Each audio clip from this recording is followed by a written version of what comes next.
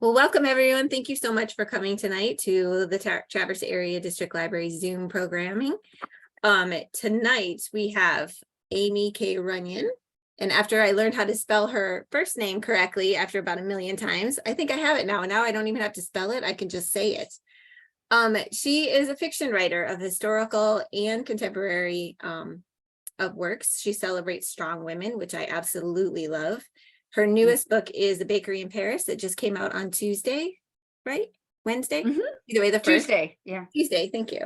About two women, one in post-World War II and one in the 19th century. And I also learned at the same time that you have a pet dragon, so I'm surprised you don't write fantasy. Yeah, well, he is a bearded dragon and lives in a terrarium in my son's bedroom. He's about 18 inches long, including the tail, so the length of my forearm here. And so not terribly ferocious. Not once as long as he doesn't confuse your fingers with his food. And so yeah, he's a fun little addition to the household.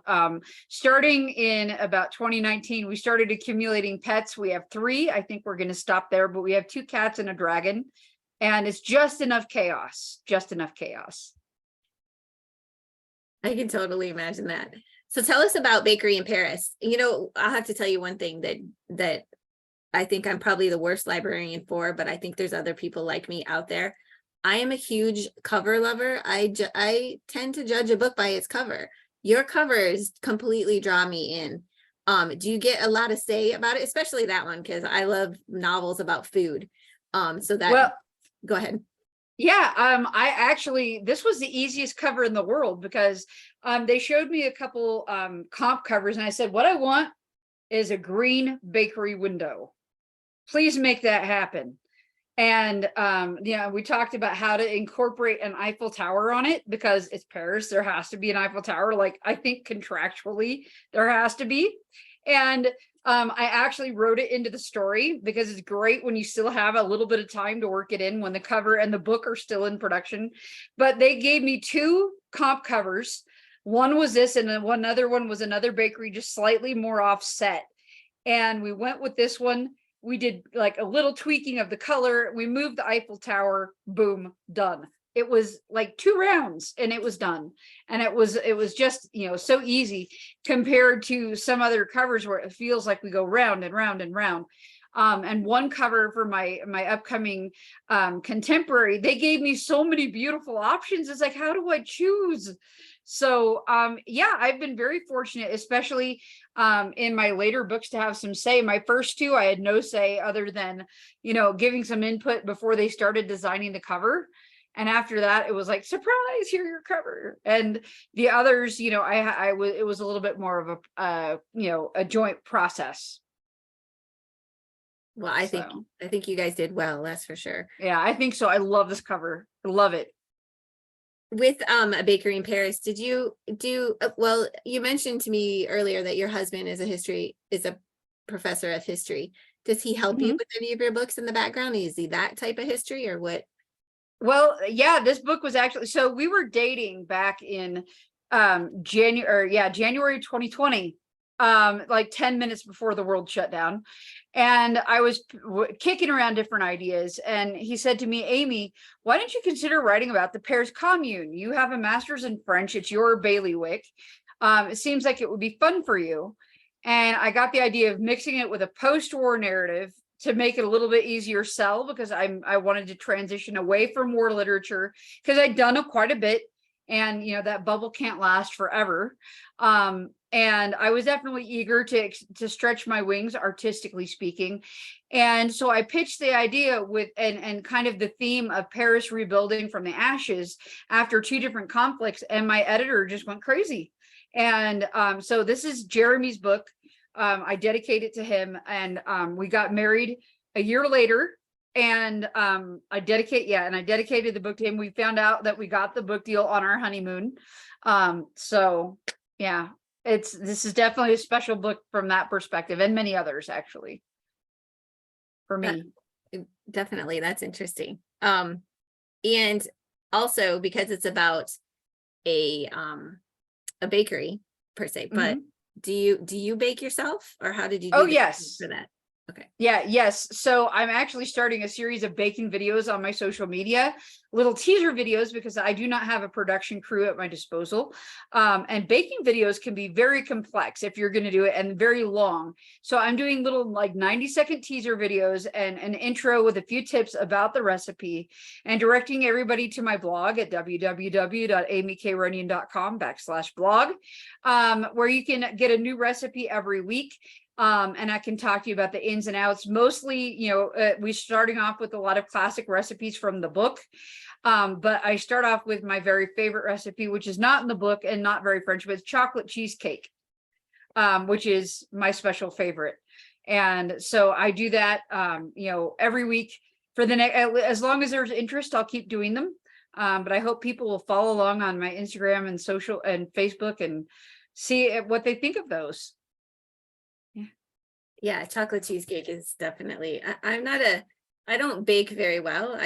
It's definitely a science, and I'm more of a throw together person. So most of my baking things don't come out very well, but cooking's okay. It's just, I don't like to be exact, and you have to be. It's definitely a true science. So yeah, and yeah, certain recipes are more forgiving than others. And so I'm starting off with a lot of recipes that are forgiving, like clafoutis is coming up in a couple weeks. And it's a Julia Child, I made my recipe based on Julia Child's base recipe, but it's so simple and so elegant, but it really doesn't take a lot of effort. I mean, there's a few weird steps like putting a baking dish directly on your hot stove to get a film, but I mean, it really isn't as complicated as it sounds. And it's so soothing. I find it so soothing to get in the kitchen and know that, if you add butter and eggs to chocolate, it will get thick, as Julia Powell said. It's comforting. right, exactly. Let's see. So tell us about how you, besides just your husband asking you, how long did it take you to write Bakery in Paris? And do you like switching between the two characters? Did it make it more interesting rather than sticking with one whole character the whole way through? I think that having extra characters was great, because the two characters was great because it was able to show Paris, from a wider lens. And I really loved doing that. And that part was definitely of my doing. He said Paris Commune, and I kind of went crazy.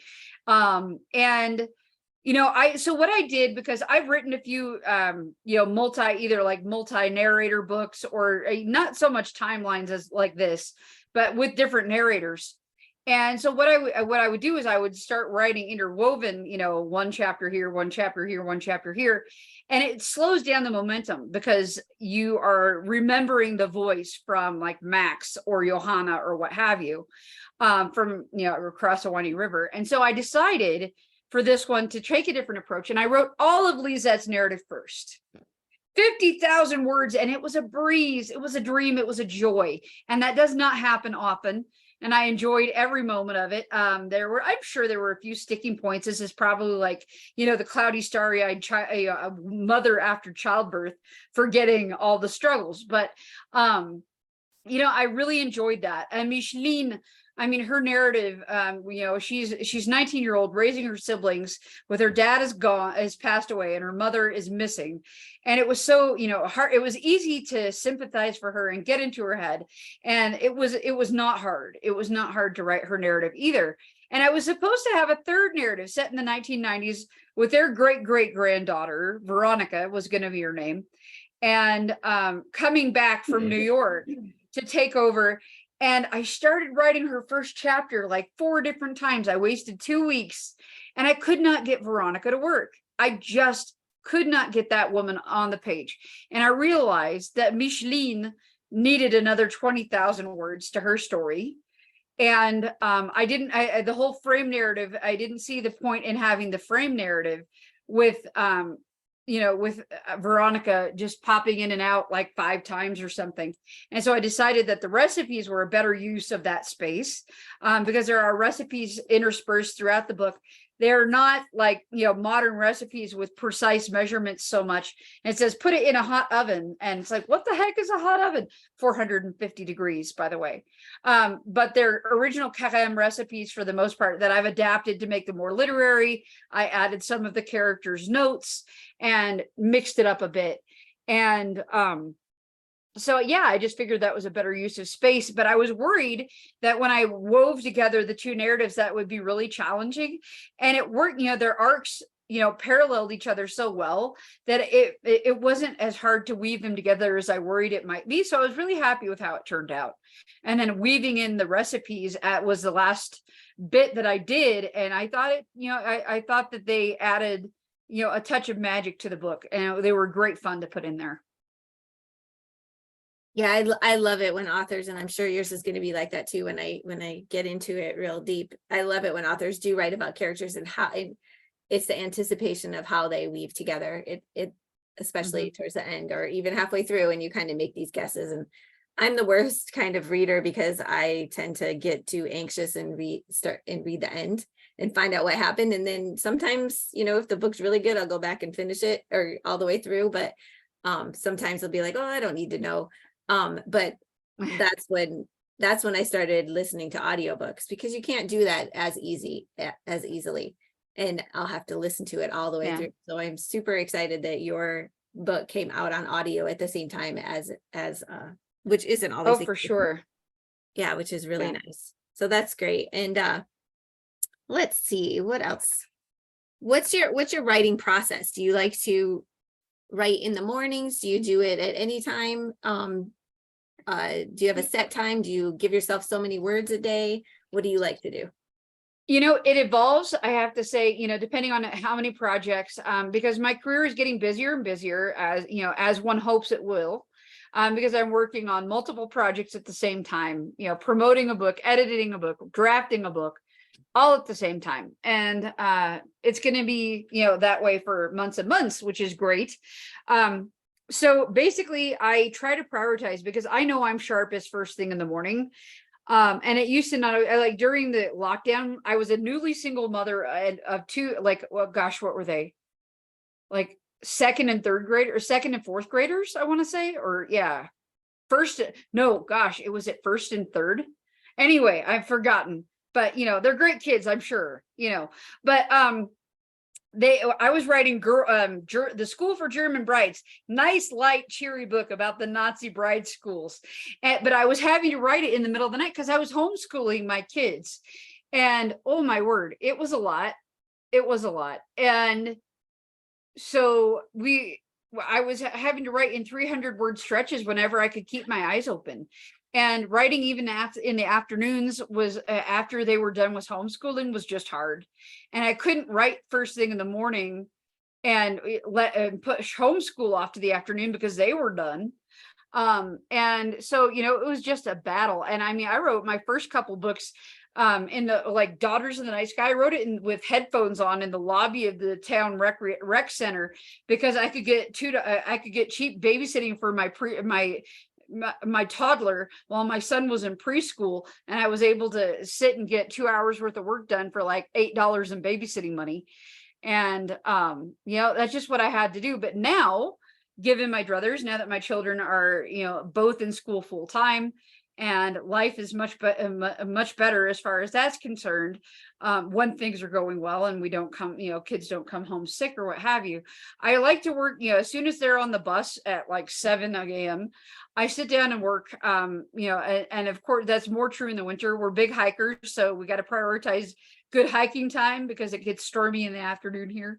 But I do love to work first thing in the morning when I can, and I prioritize drafting first. So whatever takes the most creative juice first, and then I can do like admin stuff and promotion stuff when I'm a little bit less fresh in the afternoon, because I can diddle around on Canva and make pretty graphics and things in the afternoon. It takes a bit less brain power than actually drafting new words, and editing is somewhere in between. Yeah, Canva is amazing.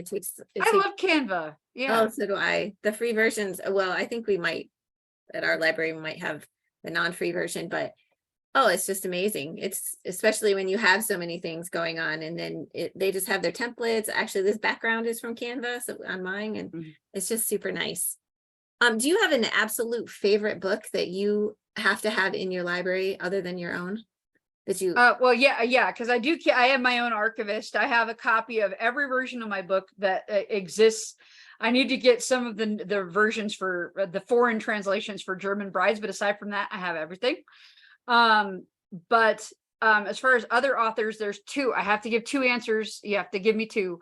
Pillars of the Earth by Ken Follett was the book that made me fall in love with historical fiction. I'm pretty sure I have a copy. If not, I need to get it because there was a book purge that happened. And I think a couple important ones went by the wayside. The other of which is The Handmaid's Tale by Margaret Atwood. And I need a nice leather bound version of that. I have this is my library. So I have some really important, that's my leather bound section right there. And, I've got friends books right here. So they're right over my shoulder, keep, being supportive. So yeah, I am an emotional organizer if you can't tell, but, yeah, I have, this copy of Les Miserables, I bought at the antique book fair in Avignon when I was living in France. And it's like a 19th century copy. And it's so pretty. So pretty. It's like bound folios because I believe it was printed originally in serial, like a Dickens novel. And I absolutely love this copy. And I spent money I didn't have to buy it when I was a broke college student. That's interesting. I definitely have my favorites too. Do you remember the very first book that you ever read, like as a child, or do you have a favorite children's book with your kids? Oh, well, we love, for little kids, the monster at the end of this book is sheer genius. We are, the kids love Charlie and the Chocolate Factory. I read aloud a lot to my kids. I do all the voices. I'm ridiculous. And Matilda was a huge favorite. Yeah, and they've not gotten into Harry Potter, much to my great chagrin. Trying to think what others we're going to be reading because I'm taking my whole family on book tour, which is going to be an interesting adventure. And I'm going to get some Enola Holmes when I'm at hopefully at the local independent bookstore when I'm there at an event on Saturday. And I'm going to try and get Enola Holmes because my daughter has become obsessed and I cannot help but support that. Because those books, I got to watch the first half hour of the show with her and I loved it. It was so charming. And I can't imagine that the books are any less charming. And Nancy Springer is lovely. So, but I remember the book that I first fell in love with as a reader. I was in third grade and it was probably a little bit, above my reading level, but it was A Royal Pain by Ellen Conford. I think I still have a copy here for sentimental reasons.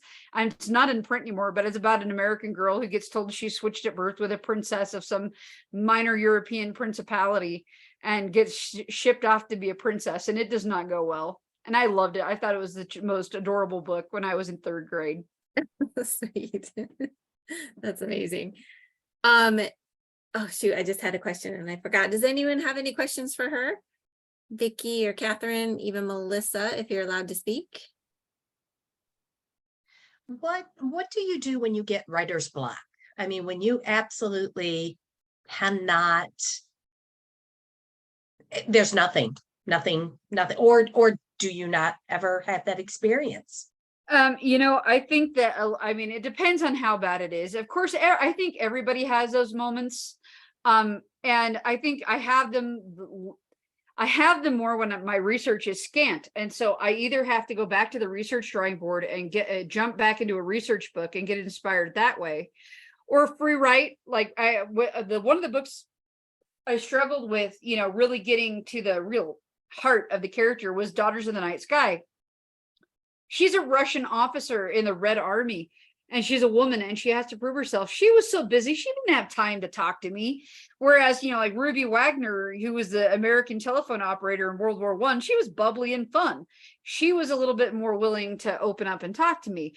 But I wrote letters between free longhand. I wrote letters between Vanya, the love interest, and Katya, and trying to get deeper into their psyche.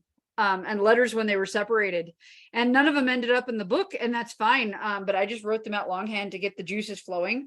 I'm a big fan of the Artist Way program by Julie Cameron, and I do morning pages. I just filled up my first journal, and I'm going to start my second one tomorrow. I started that with a bunch of my agency sisters. So thank you to Carrie Mayer, author of the Paris Bookseller, for putting that group together. And so I write 3 pages a day. And whereas a lot of time it's griping because, you know, I don't have time to do anything and I'm so tired. And, but, you know, a lot of times I'm able to work out the bugaboos, you know, talking about, you know, talking through a plot bunny in, you know, any of my upcoming projects. And it really does help me see things a little bit more clearly. So that's a great tool too. But barring that, just go do laundry, go for a walk. Just do not, I mean, after a point, you can't just sit at the keyboard and bash your head in. You just can't. Yeah, I would think distraction would definitely help a lot. I'm a big procrastinator, so if I start working on something else, then I'll finally get back to it. It's like everything has to be in a space before I can focus on that, for sure. Yeah, and for sure. I mean, I think that that's, you know, because I'm working on a contemporary book, a historical book, and a novella for an anthology like all the time now. And so being able to juggle like, this isn't working, let's switch gears for a while. That helps too. So I read, I'm pretty sure probably on your website, your bio, that you were in competitive forensics. What exactly? I was indeed. Speech and debate. And it's great. I'm still friends with most of the people from my college team. I had a lovely phone conversation with one of the guys from the team. We were in high school and college together. So in a like tiny town. Yeah, we met. And he's like now some big powered communications director in DC. And he's, you know, reaching out and doing some publicity for me because he's just a great human being.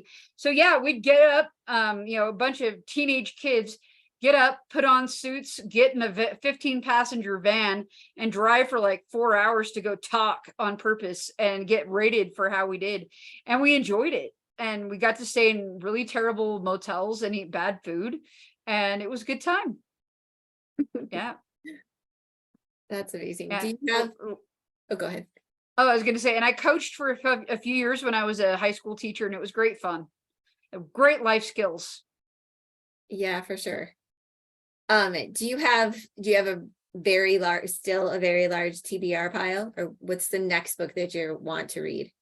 Oh goodness. Okay. So I guess one of the next ones is from my co-author Janelle Soselsky. I had this out for another discussion, but To Free the Stars.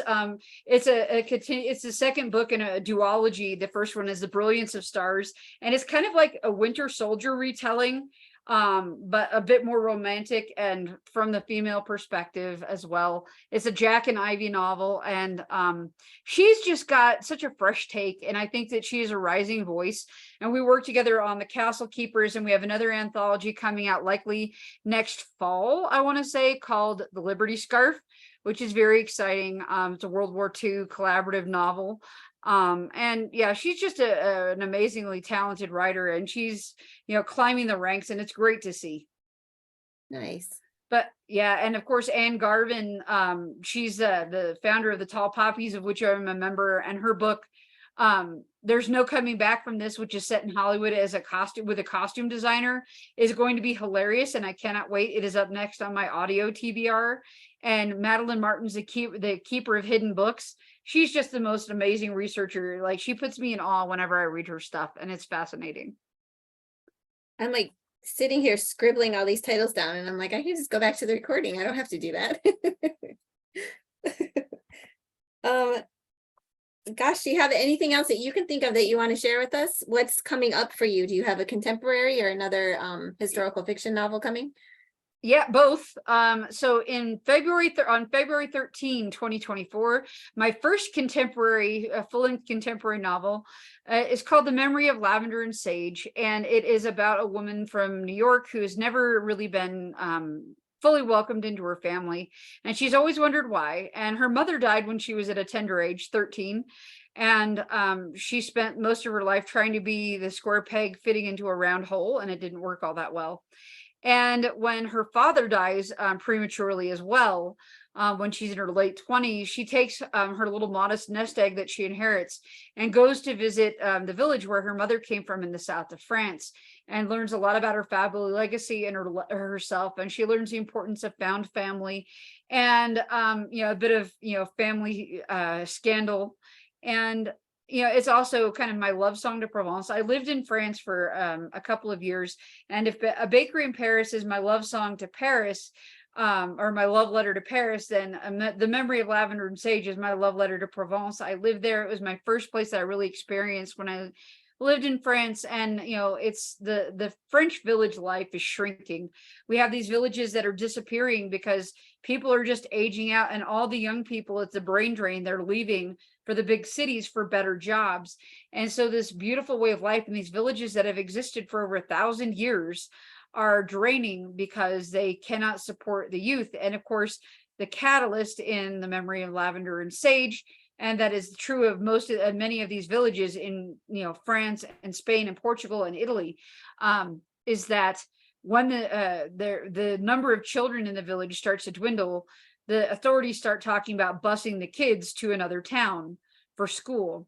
And when the school leaves, the town dies because new families do not move in. And those that are there, many of them move out, or as soon as, the new families just aren't moving in to replace those whose kids are aging out of the school system. And so it's, it was meant to be really light escapist virtual vacation fiction, but there is some deeper, family drama, but it's also light and fun as well. The character's a food critic, which is a lot of fun. There's recipes, and of course, a bit of magical realism and lots of herbs, because she becomes finds out that she has a gift with herbs, and it's a lot of fun. It's a lot of fun. And I'm really proud of how it took me 3 times to write it. But I'm really happy with how the book turned out.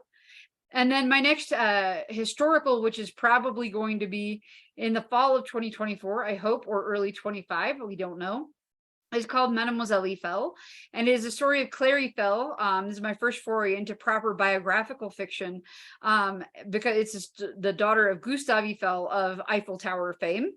And her mother passed away when Claire was only 14, and she took over as her father's right-hand woman, his assistant, both in business and in running his household and raising her 4 younger brothers and sisters. She had 2 brothers and 2 sisters that she helped see raised into adulthood. And she lived with her father for the rest of his life, and he lived to be 93, I want to say. And I find it fascinating, and just the triumph and tragedies of family life in that era were really interesting. And they were kind of the poster children for Belle Epoque Paris. They created the monument that was the most recognizable monument in the entire world during this time. And so a lot of it does center around the building of the Eiffel Tower. So when we talked about covers for that one, I said, you've got an Eiffel Tower in every historical book that ever takes place in Paris, whether the Eiffel Tower was already built or not. You need to Eiffel Tower all of them. So that's what we have to do for Mademoiselle Eiffel. But it's been great. That one has been a challenge. I got to go to Paris to do research in the Eiffel family archives in the Musée d'Orsay, and that was a huge privilege. And I'm excited to see how that one how people react to that book as well. Are you teaching your children French? I try. My son has some language difficulties, so I of course had these. My children have a French library upstairs, and I had grand ideas of teaching them French, and it never really took off. And we had French. We tried French weekends for a while, and the children were very resistant to the idea. But I still, they understand some basic French now. They understand when to come to dinner. I use that a lot. Venez manger, venez manger. And they're becoming warmer to it. My daughter is very interested in learning Japanese, which I think is wonderful. I got a text message from her when she was with her bio dad, and she was sending me kanji that she'd copied from YouTube. And I thought it was the coolest thing. Oh, nice. Anyone else have any questions at all? I know the other 2 people are working at the same time, so they might not be able to, but that's okay. I so appreciate you taking the time out to come and talk with us. It's amazing, and I think I have a couple new authors to read, so thank you for those suggestions as well. Absolutely. Vicki, do you have anything to add? No, okay. I don't know, but thank you so much for taking time so to happy to be here chat with us. Yeah, thank you. Absolutely. Okay, well, thank you very much. I'm just gonna